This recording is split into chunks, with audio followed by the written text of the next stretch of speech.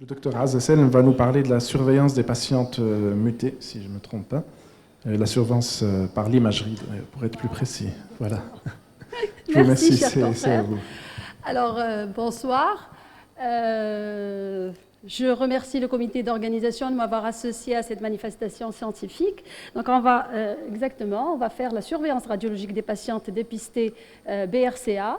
Et en fait, en préparant ce sujet, je me suis dit, quelles sont les questions qu'on va se poser, nous, médecins ou autres, une femme, quoi. Qu'est-ce qu'elle va poser comme question devant ce sujet? En fait, qu'est-ce que c'est une femme dépistée BRCA positive? On a déjà répondu à cette question. Quel risque? C'est la deuxième question. Déjà, également, on a répondu à cette question. Comment surveiller? Quels sont les signes radiologiques du cancer chez les femmes mutées BRCA? À partir de quand on va faire cette surveillance? Sur quelle durée? Par qui? Comment prévenir? On en a déjà parlé, mais on va voir comment surveiller après la prévention, après les techniques de prévention. Donc, je passe sur les questions auxquelles on a déjà répondu et on va arriver sur un sujet qui est important, c'est le type histologique des cancers qu'on voit chez les femmes mutées BRCA. En fait, c'est important parce que ça peut expliquer les signes radiologiques. Donc, fréquemment, les cancers qu'on voit chez les femmes mutées BRCA sont des cancers rapidement évolutifs. Donc, vous le voyez ici.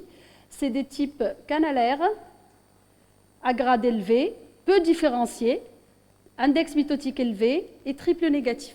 Donc, c'est des cancers qui sont rapidement évolutifs et donc, ils ne donnent pas le temps à la stroméréaction qui est habituellement autour du cancer et qui donne l'aspect spiculé habituel, irrégulier, très hétérogène, très atténuant, donc aspect spiculé en mammographie et très atténuant, très irrégulier en échographie. On ne va pas retrouver ça dans ces cancers-là. Et donc, je peux passer maintenant à la surveillance. À partir de quand et sur quelle durée?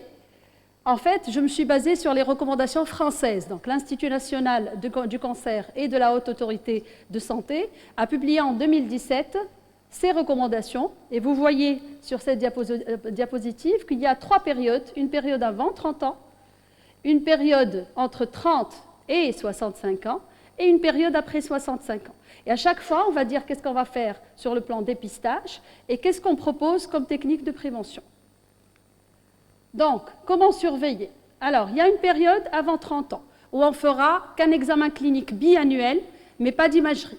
Si on trouve cliniquement quelque chose, là, on va demander une échographie mammaire vu l'âge de la patiente, l'âge jeune. Ensuite, il y a une période entre 30 et 65 ans. Et là, on va faire d'abord un examen clinique tous les 6 mois, examen des seins et également un examen pelvien, puisqu'on a vu qu'il y a aussi le cancer des annexes, c'est ovaire et trompe, pas uniquement ovaire. Et puis, la surveillance radiologique qui se fera tous les ans par une IRM mammaire, une mammographie et, selon les cas, une échographie qui n'est pas constamment réalisée. Et la 3e période, après 65 ans, ça sera une mammographie annuelle, sans limite d'âge. Et selon ce qu'on trouvera sur la mammographie, on décidera des autres examens. Voilà le schéma général. Alors, comment on va faire? On va commencer par l'IRM mammaire, ce qui n'est pas classique chez nous, parce que généralement, on demande toujours mammographie, échographie, et éventuellement, selon le résultat, on demandera l'IRM. Eh bien, ce n'est pas ce qu'il faut chez les patientes mutées BRCA. Pourquoi? Parce que généralement, ce sont des femmes jeunes, et donc elles ont souvent des seins denses, et la mammographie n'est pas bonne, n'est pas performante pour les seins denses. Donc c'est l'examen, l'IRM est l'examen le plus sensible, c'est celui qui va détecter le plus de lésions, et selon le résultat de l'IRM, on va réaliser d'autres examens, mais on va systématiquement réaliser quand même la mammographie. Numérique plein champ, ce sont les recommandations françaises. Malheureusement, en Tunisie, on n'en dispose pas dans tous les centres, mais ce sont les recommandations publiées en 2017. Donc, mammographie numérique plein champ. L'examen indispensable, c'est 2 obliques sur les 2 seins, surtout chez les femmes jeunes. Cela est indiqué essentiellement pour détecter le signe qui n'est pas visible en IRM, c'est les microcalcifications mammaires. Et vous le savez, les microcalcifications correspondent généralement au début d'un cancer, généralement in situ. Et donc, qu'on ne va pas détecter en IRM, et parfois, il ne donnera même pas de prise de contraste en IRM.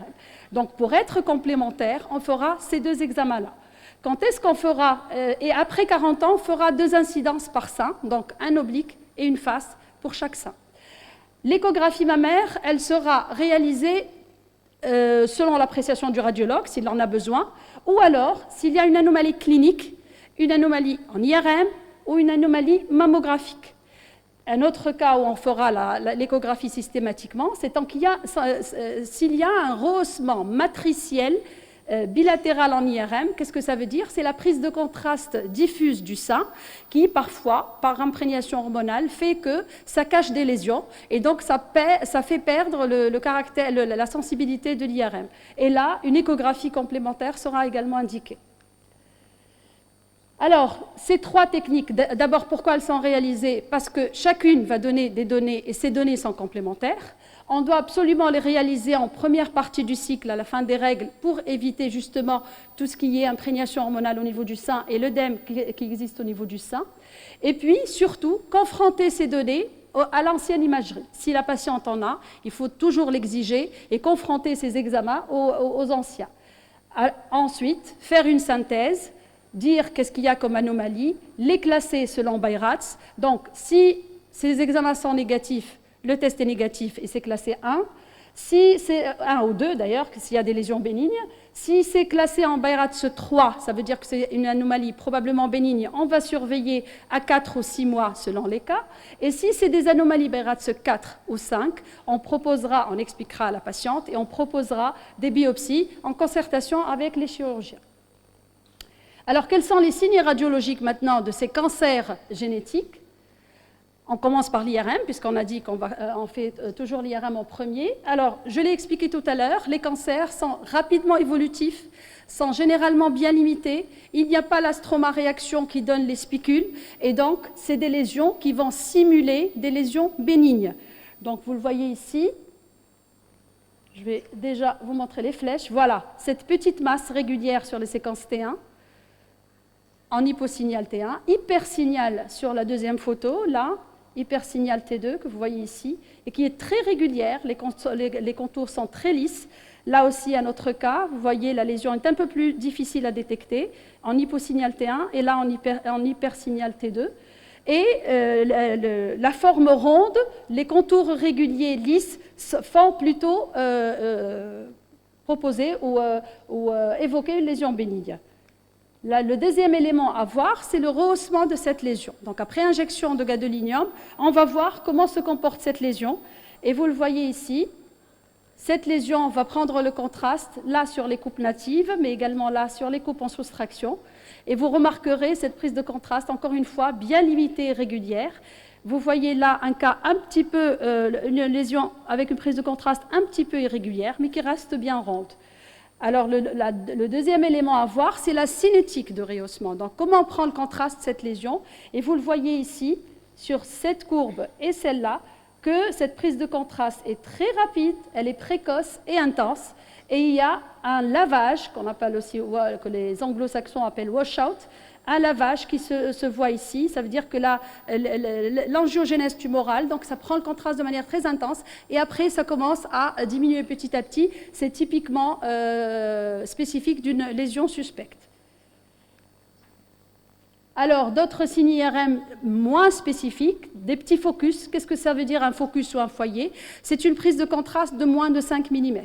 Et là, la petite taille fait que non seulement on n'arrive pas à bien étudier les contours, mais on n'arrive pas à étudier la cinétique. Et là, c'est vraiment l'effort du radiologue. Il doit absolument chercher si cette lésion est visible en échographie ou en mammographie, et il essaye de voir s'il arrive à avoir un substratum anatomique sur lequel éventuellement il fera une biopsie, essentiellement sous échographie. Les zones interdites, il faut toujours bien voir les régions les plus profondes, essentiellement prépectorales, parce que c'est les zones de prédilection de cancer.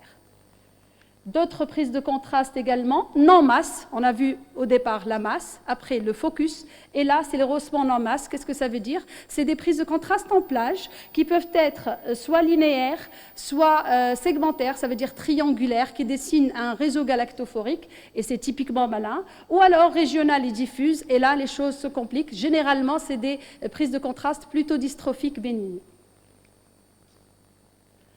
Les signes mammographiques, maintenant, on va voir pour exactement les mêmes raisons, des opacités ou des masses très bien limitées qui ont une forme ronde et qui vont siéger essentiellement en prépectoral. Donc vous voyez là une lésion très très régulière et là une lésion un petit peu plus spéculée, un petit peu plus irrégulière et plus suspecte. Mais la localisation, j'insiste sur la localisation préférentielle en prépectoral et au niveau essentiellement du tiers inférieur du sein. Donc toujours voir la graisse prépectorale profonde. Le deuxième signe, à part la masse, c'est les calcifications justement qu'on veut voir dans les carcinomes in situ au début, mais également dans les carcinomes infiltrants de type canalaire, parfois qui s'associent à des calcifications. Et ce sont des calcifications qui généralement sont polymorphes, irrégulières, et leur disposition peut également renseigner ou faire évoquer la suspicion quand c'est canalaire, donc linéaire, ou triangulaire, comme c'est le cas dans ce cas. Vous voyez là, regardez la flèche, un foyer de microcalcification qui est triangulaire à sommet mamelonnaire et qui correspond à un carcinome in situ canalaire. L'échographie maintenant. Également la même chose, des masses plutôt régulières, parfois rondes, parfois un petit peu plus... la forme est un petit peu irrégulière, mais on insiste sur le fait que les lésions lobulées et ovales n'éliminent pas les cancers chez cette femme. Parfois, chez ces femmes, parfois elles sont vraiment hypoéchogènes, homogènes, sans aucune atypie. Donc surtout, c'est le contexte qui va nous faire faire des biopsies. L'hypervascularisation des lésions, on l'a vu tout à l'heure à l'IRM, c'est des lésions rapidement évolutives et donc l'angiogénèse est très importante. Et là, vous voyez l'hypervascularisation à l'échographie, à l'échodoppler.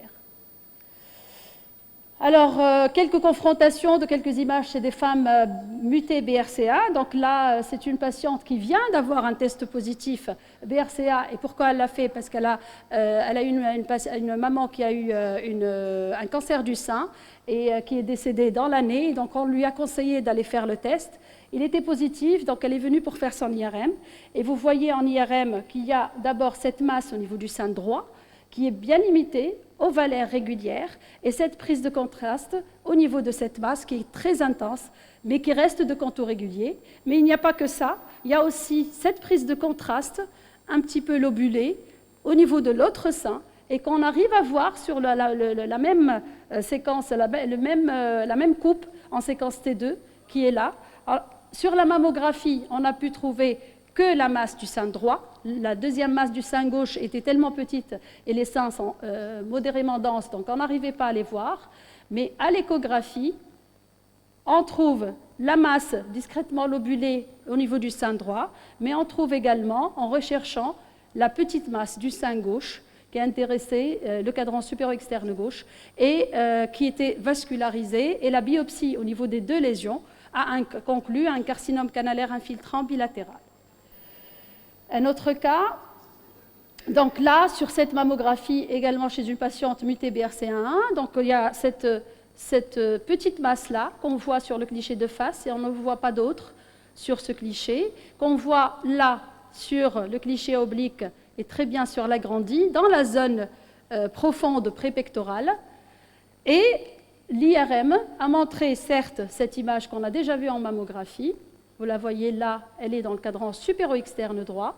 Mais également, il y a cette prise de contraste plutôt inféro-externe.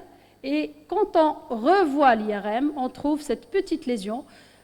Même rétrospectivement, cette lésion n'est pas spécifique. C'est pour vous montrer l'intérêt de bien confronter toutes ces techniques d'imagerie. Et donc, l'échographie va essayer de retrouver cette lésion qui est là, toute petite, et sur laquelle on aurait pu passer parfaitement quand on fait que l'échographie. Mais le fait de chercher ces lésions et ces prises de contraste et d'aller voir dans la zone anatomique précise, on arrive à trouver des lésions de 3 et 4 mm qu'on arrive à biopsier. Et chez cette patiente, il s'agissait bien d'un carcinome canalaire infiltrant bifocal, donc intéressant le même sein. Là, c'est une patiente qui a déjà été traitée d'un cancer d'un côté, donc elle a eu une tumorectomie avec curage, et après 5 ans de traitement, elle a voulu programmer une grossesse. Et à l'échographie, le sein était dense à la mammographie, donc on a réalisé l'échographie, et on a trouvé cette lésion qui, quand on la voit de prime abord, c'est une lésion très bien limitée, qui fait évoquer soit un petit adénofibrome, soit un kyste vieilli, comme on en voit tous les jours d'ailleurs, pas vraiment vascularisé au Doppler, mais vu que la patiente allait prendre, et en plus elle avait des difficultés à tomber enceinte, donc elle allait prendre un traitement hormonal, donc on a décidé de biopsier, et là, surprise, vraiment on n'attendait pas du tout, c'était un carcinome canalaire infiltrant. Donc on a fait, cette lésion faisait à peu près 9 mm en échographie et en IRM, en fait, regardez là, la prise de contraste était beaucoup plus intense au niveau du cadran supéro-externe droit et elle faisait à peu près 29 mm avec sur les reconstructions. Donc on voit l'angiogénèse et l'hypervascularisation que vous voyez ici au niveau du cadran supéro-externe du sein droit. Et la patiente a fait son test et elle est effectivement mutée BRCA. Donc, en fait, on a vu, la mammographie toute seule, elle n'est pas bonne, la sensibilité est de 39%. L'IRM toute seule est meilleure, mais ce n'est pas suffisant, donc on a une sensibilité de 75%, mais les deux examens ensemble arrivent quand même à une bonne sensibilité de 94%, moyennant, par contre, un taux de faux positif qui est très important, qui atteint parfois 20%. Et là, c'est le rôle du radiologue de bien expliquer les lésions, de bien expliquer à la femme, de voir éventuellement, de discuter les cas avec les chirurgiens pour éviter l'angoisse et l'anxiété dans laquelle va plonger la patiente. Alors, qui fera cette surveillance? Bien sûr, la surveillance radiologique sera faite par les radiologues et pas n'importe quel radiologue, il faut qu'il y ait des radiologues formés à ce dépistage spécifique. Et il faut qu'un même radiologue fasse les 3 modalités pour une même patiente. Il ne faut surtout pas que chaque technique sera faite par un médecin. Il faut absolument confronter les 3 techniques d'imagerie, les 3 données. Et vous voyez avec les flèches tout à l'heure, essayez de voir quelle lésion correspond à quelle autre anomalie sur une autre technique. Et c'est parfois une gymnastique d'esprit qui n'est pas toujours facile. Et parfois, le dossier mérite réflexion et on donne les résultats après 2-3 jours à la patiente, mais pas tout de suite parce qu'il faut qu'on réfléchisse nous aussi. Troisième chose, il faut absolument que le radiologue ait accès aux 3 modalités de biopsie. Alors, si la lésion n'est vue qu'en échographie, on la fera en échographie. Si elle n'est vue qu'en mammographie, on la fera sous mammographie, donc en stéréotaxie. Et si la lésion n'est vue qu'en IRM, il faudra faire la biopsie en IRM. Malheureusement, en Tunisie, on peut faire la stéréotaxie, on peut faire la biopsie sous échographie, mais pas encore la biopsie sous IRM, à cause de problèmes essentiellement financiers, parce que ça coûte très très cher. Alors, on a vu que les radiologues font la surveillance radiologique, mais en fait, plusieurs médecins sont impliqués dans le suivi et le traitement d'une femme porteuse d'une mutation BRCA. Donc, c'est les oncogénéticiens pour le conseil et pour détecter les anomalies, les radiologues pour le suivi, les chirurgiens sénologues et chirurgiens gynécologues pour éventuellement le suivi et surtout pour la chirurgie, le traitement, ou alors le traitement préventif, les anatomopathologistes, les oncologues médicaux, surtout les oncopsychologues, il ne faut surtout pas les oublier. Et tous ces spécialistes doivent se réunir de temps en temps pour une concertation multidisciplinaire parce que justement, s'il y a un cas un état où il faut absolument essayer d'avoir le plus d'avis possible, c'est vraiment pour ces jeunes femmes avec ce diagnostic de mutation en BRCA qui est très lourde pour les patientes. On vient de le voir avec les différents intervenants. Alors, dernière question, donc comment prévenir? On l'a vu tout à l'heure, la mastectomie prophylactique. Et là, je confirme ce que vient de dire Dr Benjama. Les patientes me rapportent, c'est eux qui me le disent. Pourquoi je ne fais pas de mastectomie prophylactique? Puisque Angelina Jolie l'a fait. Donc, cette dame a popularisé cette notion, a popularisé la mastectomie prophylactique. Il en est, c'est pas vraiment le cas pour l'annexectomie prophylactique, mais pour la mastectomie prophylactique, je peux vous dire que ça devient assez fréquent et on a de plus en plus de femmes qui demandent la mastectomie prophylactique, pas uniquement quand elles sont BRCA, il suffit d'avoir eu un cancer, elle a eu un cancer ou une parente proche pour qu'elle commence à y réfléchir. Ces préventions, donc ces techniques de prévention sont proposées à partir de 40 ans pour les mutations BRCA1 et de 50 ans ou peut-être avant, ça dépend des cas, pour les mutations BRCA2. Alors, comment on va prévenir ces femmes? Après une mastectomie bilatérale, on ne fera plus d'imagerie, même s'il reste la plaque aréolo-mamelonnaire, généralement à la conserve. C'est un contrôle clinique annuel qui sera fait chez ces patientes. Et si le clinicien palpe quelque chose ou sent une anomalie, à ce moment-là, on fera une IRM mammaire. Après une exectomie bilatérale, il n'y a pas de contrôle systématique. Élément très important, c'est l'accompagnement psychologique. On en a déjà parlé. J'insiste sur la prise en charge de la prise de décision chirurgicale. En France, il exige un délai minimum de 4 mois pour laisser la patiente réfléchir et prendre sa décision après une consultation chez le psychologue. Ce psychologue va la suivre pendant tout le long du parcours chirurgical pour la décision, mais également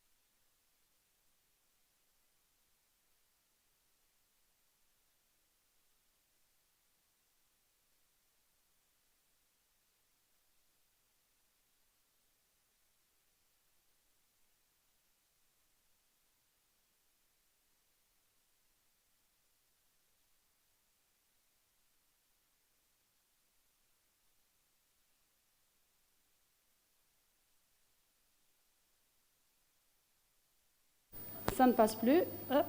Dernière diapo, s'il vous plaît.